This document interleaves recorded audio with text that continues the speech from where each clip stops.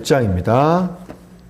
예레미야 6장 11절부터 예레미야 6장 11절부터 7장 15절까지입니다. 예레미야 6장 11절부터 7장 15절까지 오늘 말씀 주신 제목은요, 거짓에 속지 말아야 합니다입니다. 제가 오래전에 호주에서 가르쳤던 한 청년이 홍대에서 치킨집 가게를 오픈하면서 저한테, 그땐 전도사님이었죠. 전도사님 와서 개업 예배 좀 인도해 주세요 그러는 거예요. 그래서 제가 축복의 말씀을 준비해서 이제 개업 예배를 인도해서 갔는데 도저히 축복할 수 없었습니다. 왜냐하면 그 친구랑 얘기하기를 하는데 뭐 주변 상권 때문에 또 매출을 위해서 술을 팔아야만 한다는 겁니다. 그리고 초창기에는 자리를 잡아야 되니까 주일을 지키기가 좀 어려울 것 같다고, 주말에도 늦게까지 장사를 해야 되겠다고 이야기하는 거예요. 하나님을 두려워하는 마음도 없고 하나님의 역사를 믿는 마음도 없고 하나님의 법을 지키려는 결단도 없어요. 왜 개업 예배를 드리겠다고 하는지 모르겠더라고요.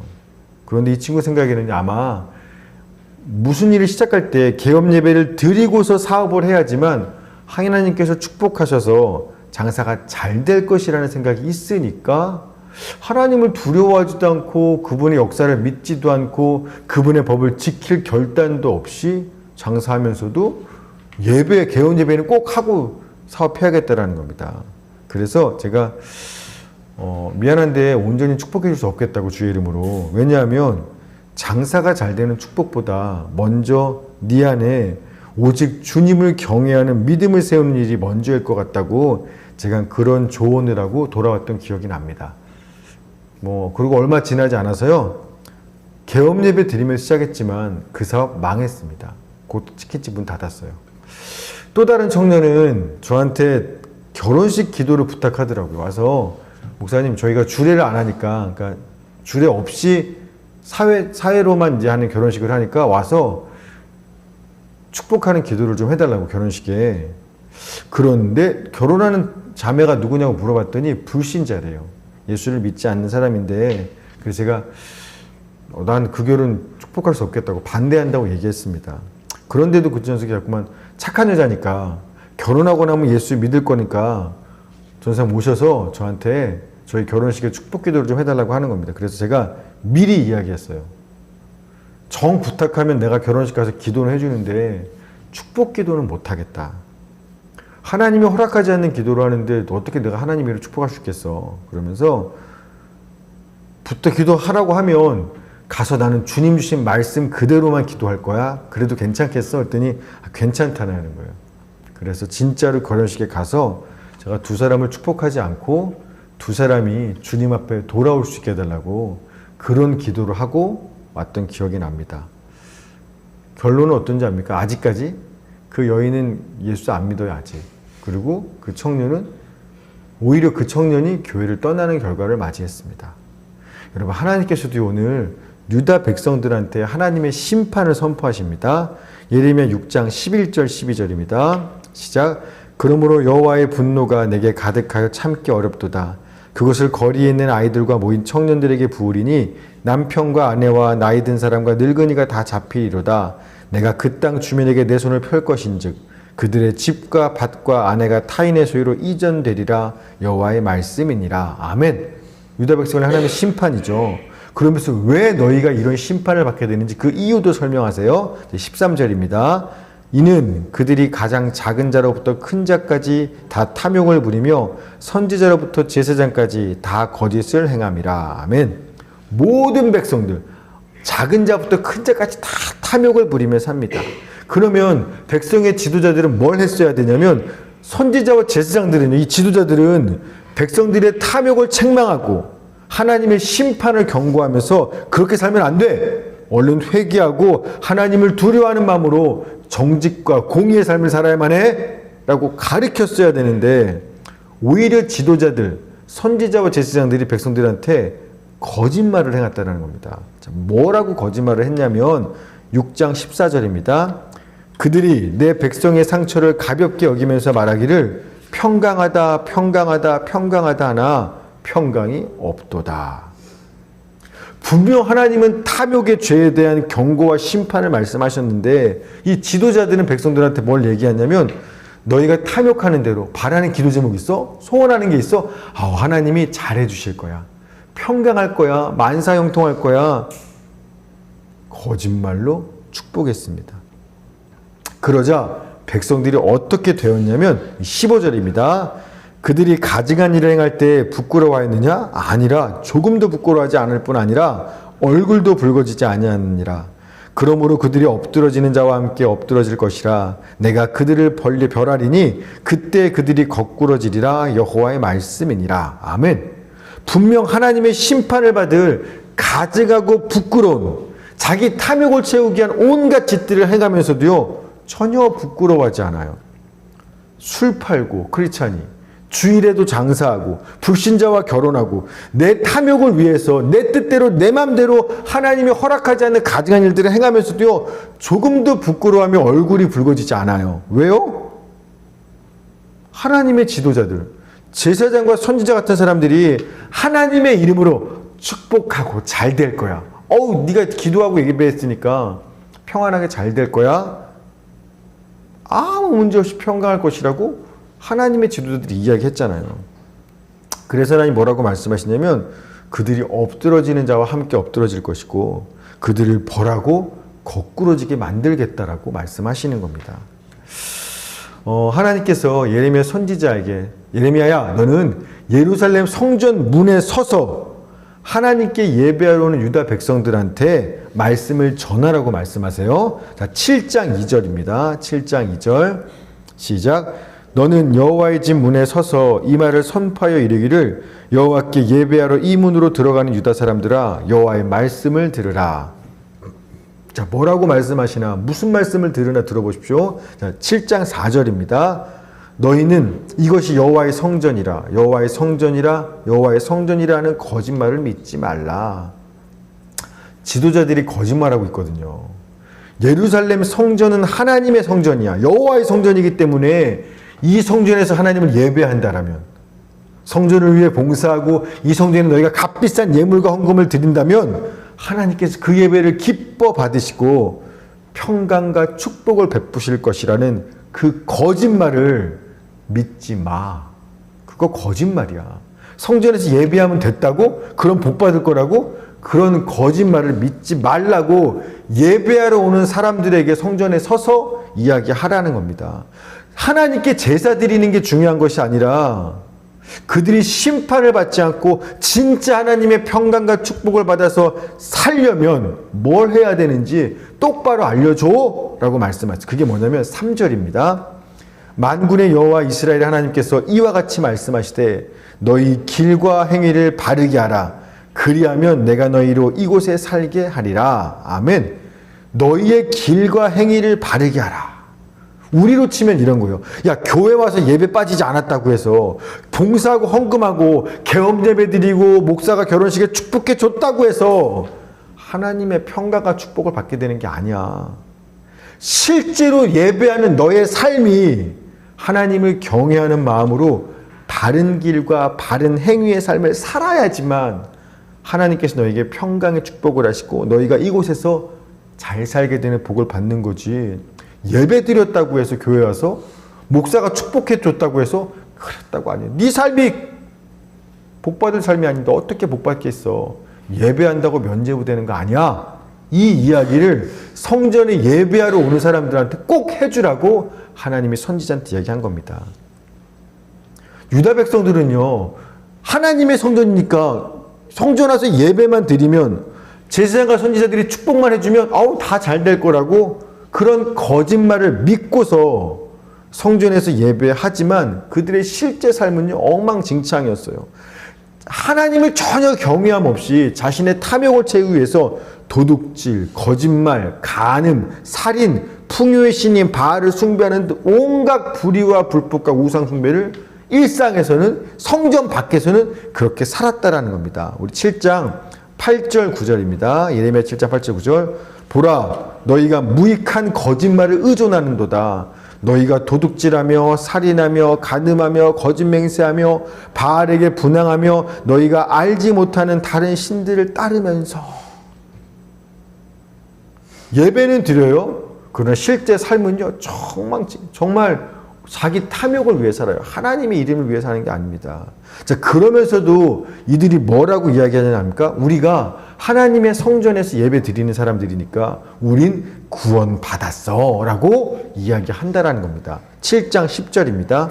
내 이름으로 일컬음을 받는 이 집에 들어와서 내 앞에 서서 말하기를 우리가 구원을 얻었나이다 하느냐? 이는 이 모든 가증한 일을 행하려 함이로다. 아멘. 여러분, 2600년 전 옛날 유다 백성들의 이야기만이 아니죠. 오늘 우리들 이야기죠. 아, 나 예수 믿어. 구원받았어. 하나님의 자녀 되었어. 라고 말하지만, 내가 구원받은 하나님의 자녀라고 이야기하지만 실제 삶에서는 어때요? 교회 문을 딱 나서는 순간 하나님을 별로 두려워하지 않아요. 그분을 기억하지 않아요. 내 삶의 선택의 순간들마다 하나님의 뜻은 뭐지? 별로 고려하지 않아요. 하나님의 영광을 위하여 사는 것이 아니라 오직 내가 뭘 하고 싶은지, 자신의 탐욕만을 위해서 장사하고 결혼하고 공부하고 자식 키우고 인생의 노후 계획을 세우며 오로지 내 뜻과 내 탐욕을 채우기 위해서만 살아갑니다. 그러면서도요, 전혀 얼굴 붉어질 만큼 부끄러워하거나 두려워하지 않아요. 난 이미 구원받았고 하나님의 자녀고 언제 죽어도 천국이라고 확신합니다. 내 삶을 평안할 거라고 기대해요. 왜요? 거짓말을 믿으니까. 교회 와서 예배 드리면, 예수 믿고 구원받았으면, 그러면 뭐 주님께 내가 기도하면 내 기도에 응답하시고 역사해 주시다고 약속하셨잖아. 그런 거짓말을 믿으니까 예배를 드리면서도 삶은요, 전혀 예배자답게 안 살면서도 부끄러움도 모르고 죄책감도 없고 괜찮을 거라고 생각한다라는 겁니다. 여러분, 사람은 속일 수 있죠. 다른 사람 보기에 저 성도 진짜 믿음 좋아. 교회 예배 안 빠지잖아. 헌금도 얼마나 많이 해. 기도할 때 정말 신실해. 그런데요, 우리 마음의 중심을 보시는 하나님을 속일 수는 없어요.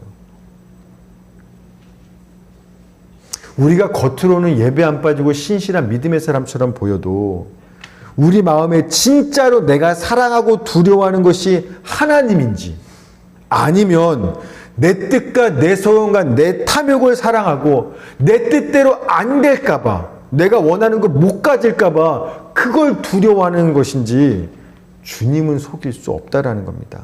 그래서 여호와의 말씀인 겁니다. 유다 백성들을 향한 7장 11절, 12절, 15절. 내 이름으로 일컬음을 받는 이 집이 너희 눈에는 도둑의 소굴로 보이느냐? 보라, 곧 내가 그것을 보았노라. 여호와의 말씀이니라. 너희는 내가 처음으로 내 이름으로 둔 처소 실로에 가서 내 백성 이스라엘의 악에 대하여 내가 어떻게 행하였는지를 보라. 15절입니다. 내가 너희 모든 형제 곧 에브라임 온 자손을 쫓아낸 것 같이 내 앞에서 너희를 쫓아내리라 하셨다 할지니라. 아멘. 너희가 내 성전에 와서 예배드리니까 내가 복 줄 줄 알아? 아니야. 내가 너희가 어떻게 사는지 봤어. 내가 봤어.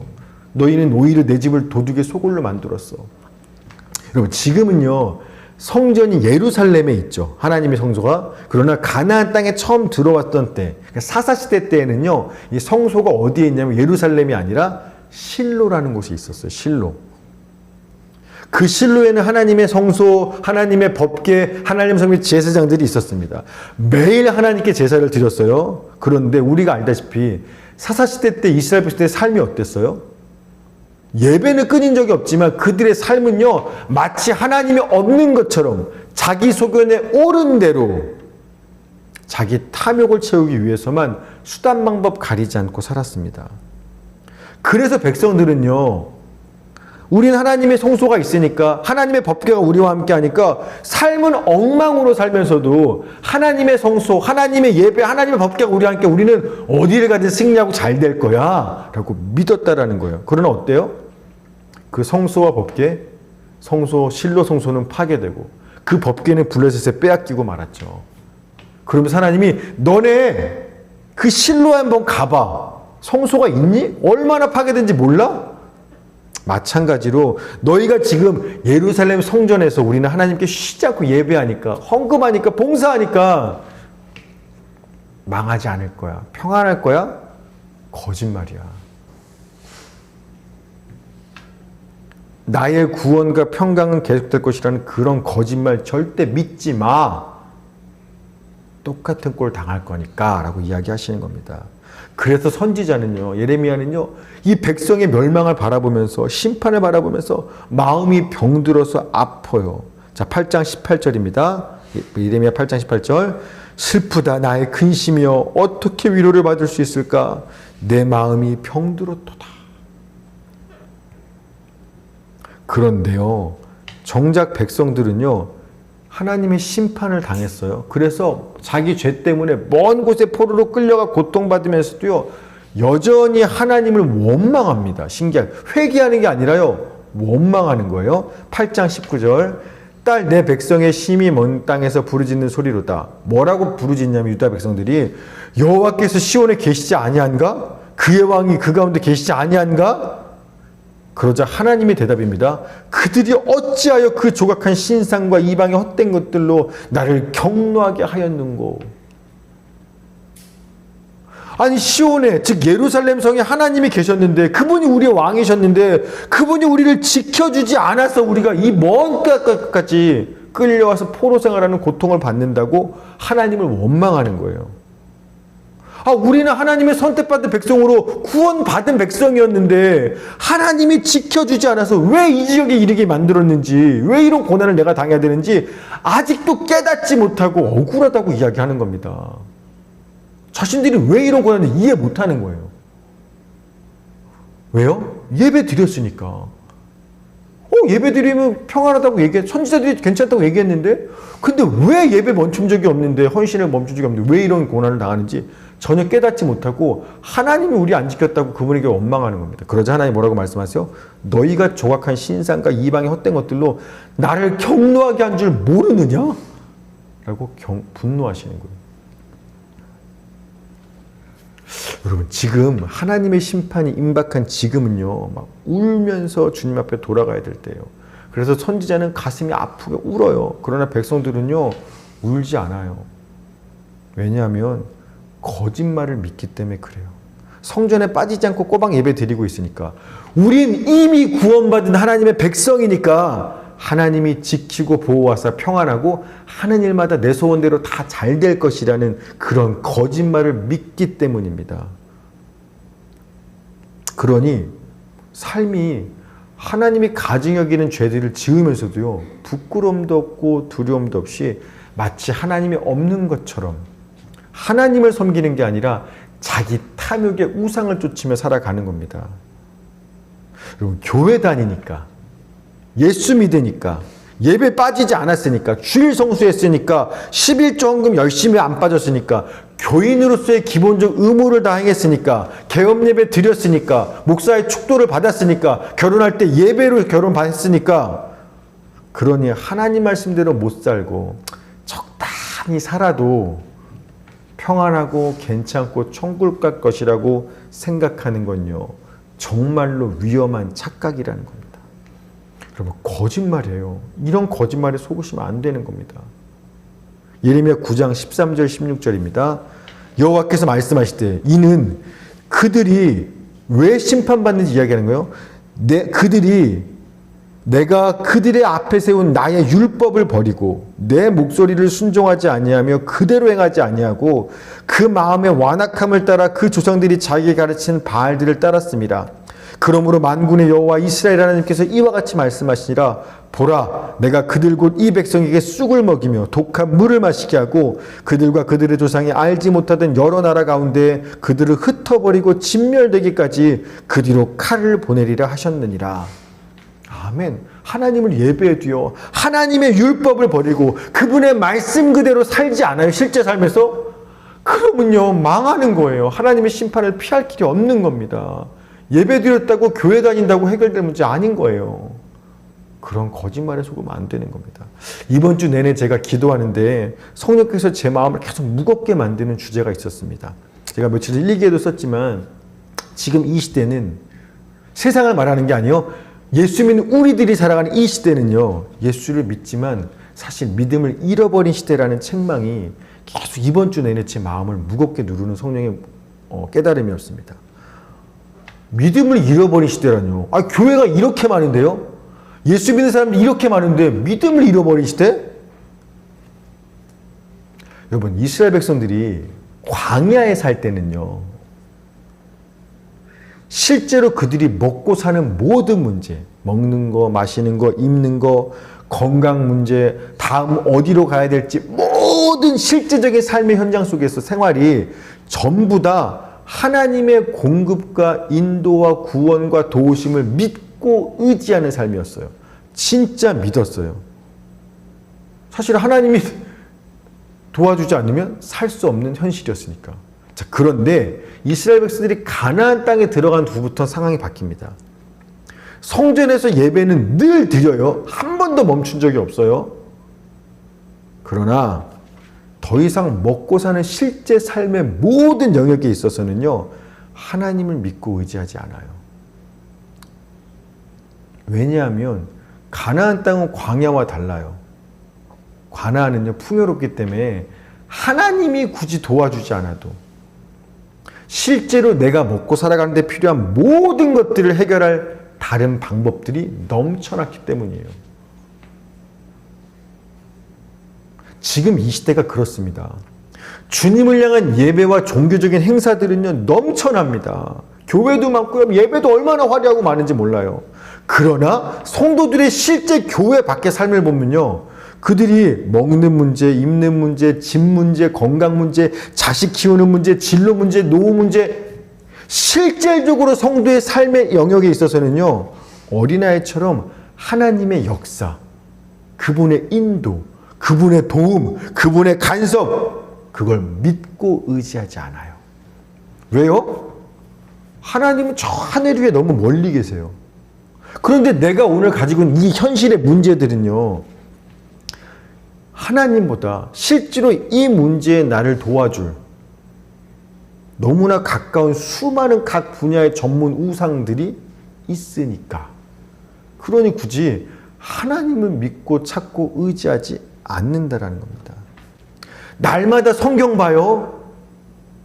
교회로 모여서 예배해요. 그러나 실제 삶의 영역에서 내가 믿고 의지하고 도움을 구하는 대상은요, 예수님이 아니에요. 종교생활 따로, 실제 삶은 따로예요. 실제 삶에서 내가 나를 맡기는 대상은 예수님께 나를 맡기는 게 아니라 각 분야의 다양한 우상들을 찾아가서 그 우상들에게 날 좀 도와주세요. 나를 뭐 시킨 대로 내가 할게요. 그 우상들에겐 조언을 구하고 그 우상들에게 나를 맡기며 살아요. 그러니 제가 목회하면서 목사님 이것 때문에 요새 힘들어요. 뭐 경제적인 문제 때문에, 집 문제 때문에, 자식 문제 때문에, 사업 문제 때문에, 결혼 문제 때문에 다양한 문제들로 고통받고 있는데요. 그렇게 힘들고 고민된다고 하면서도 주님께 나와서 기도하는 사람이 별로 없어요. 그러니까 주님께 그 문제를 맡기고 의지하는 게 아닙니다. 주님의 도우심, 그분의 간섭과 역사와 기적을 기대하면서 주님 앞에 나와서 믿음으로 기도하며 기다리거나, 아니면 이 문제에 대한 하나님의 말씀과 뜻은 뭘까? 주님의 뜻을 좀 찾아보기 위해서 성경 말씀을 묵상하는 사람이 없어요. 그러니까 하나님을 의지하는 게 아니에요. 돈 문제가 있으면 은행 찾아가고요. 자식 문제가 있으면 어디 상담을 찾아가고요. 또 무슨 문제가 다른 데를 찾아가고요. 건강 문제 있으면 병원 찾아가고. 다양한 분야에서 하나님이 도와주지 않아도 얼마든지 내 문제를 해결해 나를 도와줄, 구원해줄 그 전문가 우상들을 찾아가서 거기에 어떻게 하면 될까요? 나를 거기에 맡기고요. 하나님 말씀대로 사는 게 아니라 그곳에서 가르쳐주는 그 말씀대로 순종하며 살아갑니다. 그런데도요, 하나님의 자녀로서 전혀 부끄러움도 두려움도 이게 잘못됐다라는 문제의식조차 없어요. 왜요? 나 예수 믿는다니까요. 나 교회 예배 빠진 적이 없는데요. 난 이미 구원받았으니까요. 내 삶을 평강하고 아무 문제 없을 것이라는 이 거짓말을 믿기 때문입니다. 그러니까 나는 열심히 잘 살아보겠다고 막 찾아다니면서 이 우상 저 우상 찾아다니면서 시킨 대로 다 했는데도 어떤 문제가 생겨요. 어려움이 뭐예요? 하나님이 인생 채찍으로 때리신 거거든요. 그러면 평강을 잃는 고난을 당하면 회개하고 돌아오는 게 아니라 내가 주님을 떠났고 주님을 의지하지 않았기 때문에 그렇구나 회개가 돌아온 게 아니라 억울해요. 하나님 앞에. 내가 예배를 빠진 적이 있어. 헌금을 안 한 적이 있어. 내가 하나님께 할 거 다 했는데 왜 이런 일을 내가 당해야 되는지 유다 백성들처럼 전혀 깨닫지 못해요. 내가 왜 고난받았는지, 이 문제가 왜 생겼는지 이해 못해요. 열심히 하나님을 섬겼는데 주님이 내게 준 게 이게 다야? 그분을 향해서 원망과 억울함만 드는 것 뿐입니다. 여러분, 이건 예수 믿는 믿음이 아닙니다. 아무리 열심히 교회에서 헌신하고 예배를 드려도 우리의 실제 삶의 영역에서 먹고 사는 문제, 하여튼 삶의 모든 분야에 있어서 하나님의 영광을 위해서 그분을 두려워하고 그분의 뜻이 무엇인지를 찾고 고려하며 살아계신 그분께 얼마든지 나를 도와주시고 역사할 수 있는 그분께 내 인생을 맡긴 게 아니라면 교회 다니는 하나님, 우리의 믿음은요, 하나님 앞에서 다 거짓이에요. 우리는 믿음을 잃어버린 것이고 사실은 주님을 예배하면서도 주님을 잃어버린 것과 같다라는 겁니다. 마지막 이야기 하나 마치고 말씀 마치겠습니다. 옛날에도 한번 얘기했던 것 같지만 엄마라고 불러도 돼요라는 책이 있죠. KT 데이비스라는 미국의 20살 백인 청년 여자죠. 20대 젊은 미국 백인 자매인데 지금은 아마 30대 됐을 거예요. 근데 그 자매가 쓴 책에 이런 내용이 있죠. 이 자매가 고3 때 여름방학으로 우간다 선교활동 갔다가 우간다 아이들을 사랑하게 되고 우간다로 아예 대학을 진학하지 않고 우간다에 가서 사역 선교를 하죠. 그래서 거기서 14명의 아이들을 입양을 해서 20살 젊은 자매가 엄마가 돼서 이제 생활하는, 그렇게 하다가 잠시 이 후원 받기 위해서 미국으로 나왔어요. 그런 집에 돌아왔는데 오히려 문화 충격을 받았습니다. 우간다가 고향 같고 미국의 집이 내 집 같지 않은 거예요. 낯선 곳 같은 겁니다. 왜 그런지 이유를 설명하는데 이렇게 설명합니다. 왜냐하면 미국에 와서 나는 예수님을 잃어버렸기 때문입니다. 실제로 예수님이 날 떠나가신 것은 아니지만 자꾸 예수님이 멀게만 느껴집니다. 미국에서는 몸이 아프면 약국이나 병원을 찾아간다. 배가 고파서 뭔가 먹고 싶으면 슈퍼마켓으로 달려간다. 급히 어딘가를 가야 한다면 차를 타면 된다. 누군가의 조언이 필요하다면 엄마에게 전화 걸거나 룸메이트에게 말을 건다. 기분 전환이 필요할 때면 남동생 브래드를 찾아가면 브래드가 나를 실컷 웃겨준다. 먼저 하나님께 달려가야 한다는 사실을 자꾸만 까먹는다. 그래서 미국에서는 할 수 없이 억지로 기도 시간을 정해놓지 않으면 하나님을 잊어버리고 살게 된다. 우간다에서는 매 순간 모든 일에 하나님과 소통하며 지냈는데 말이다. 우간다에서는 눈 뜰 때부터 잠들 때까지 항상 하나님이었다. 몸이 아파도 어디를 가려 해도 무엇을 먹고 싶어도 위로가 필요해도 항상 하나님이었다. 물질적으로는 아무것도 없이 가난한 상태였지만 전적으로 하나님만 의지하며 살았기에 영적으로는 그 어느 때보다도 풍요로웠다. 여러분, 이게 주님 보시기에 너 진짜 나를 믿는구나. 주를 믿는 믿음의 사람의 모습은 이거예요.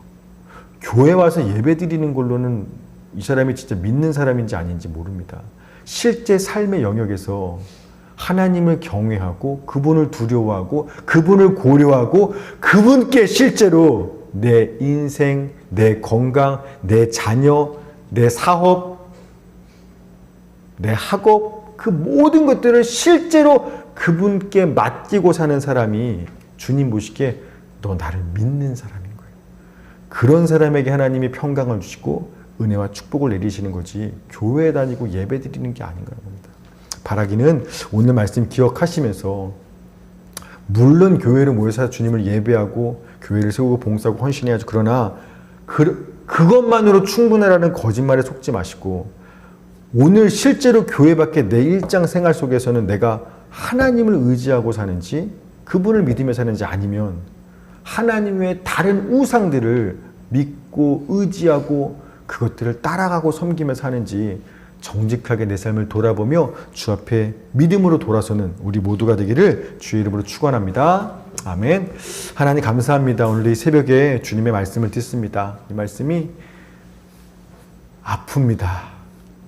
오죽하면 예레미야가 하나님의 말씀을 선포하자 이 말씀을 듣는 백성들이 회개하고 돌아서는 게 아니라 예레미야를 거짓이라고 비난하고 너는 잘났냐고 욕하고 나중에 예레미야를 때려 죽여버리려고 하는 그렇게 싫어했던 모습을 기억합니다. 지금도 마찬가지입니다. 분명 하나님의 말씀이 맞는데 자꾸만 이 말씀에 우리 마음에 반감이 들고 광신자 아니야? 너무 극단적인 거 아니야? 굳이 그렇게까지 해야만 해? 거부감이 드는 불편함이 있습니다. 하나님, 이 불편함 때문에 주님 말씀을 거역하고 순종하고 돌아오기를 거절하고 다시 현실적으로 그냥 살아가는 것이 아니라 이 불편함이 성령의 책망인 줄 깨닫고 진짜 마음을 찢는 할례와 회개로 주 앞에 돌아가며 교회에서 예배드릴 뿐만 아니라 내 삶 전체가 주님을 믿고 의지하며 나를 맡기는 삶의 예배가 될 수 있도록 온전히 돌아서는 우리 착한 영식 모두가 되게 하여 주시옵소서. 감사드리며 예수님의 이름